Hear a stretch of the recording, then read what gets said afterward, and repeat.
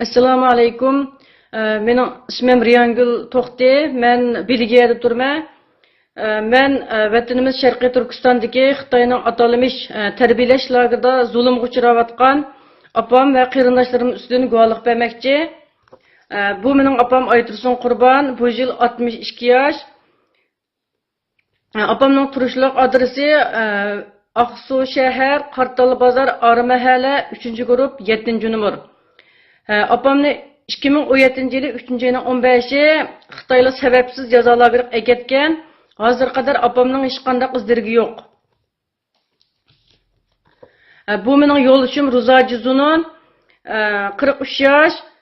Yo'ldoshimni 2017 yılı 2. ayının 10-sida jazolarga ketgan. Hozir qadar izdirgi yo'q. Yo'ldoshimning adresi Sharqiy Turkistonning Qashqar shahar, Yangi O'stan, Yanqash 8-guruh, 1-numur. Bu mening inim Yasin To'xti, 39 yosh. Inimni 2016 yılı 10-oyda jazolarga ketgan. 2018 yılı 2-oyda inimning tugib ketgan xabarini angladim.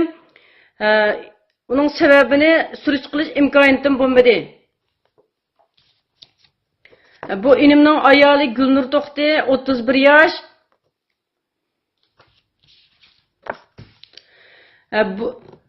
Bu inimning farzandlari Shirna Yasin 20 yosh, Abdullah Yasin 12 yosh, Habibullah Yasin 9 yosh, Amina Yasin 7 yosh, bu Toyba Yasin 4 yosh.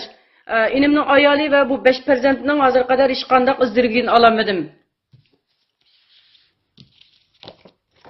Bu singlim Nurmangul To'xti, singlimni 2018 yılı 2. aydan hozir qadar hech qanday izdirgi yo'q, xabarini olamadim.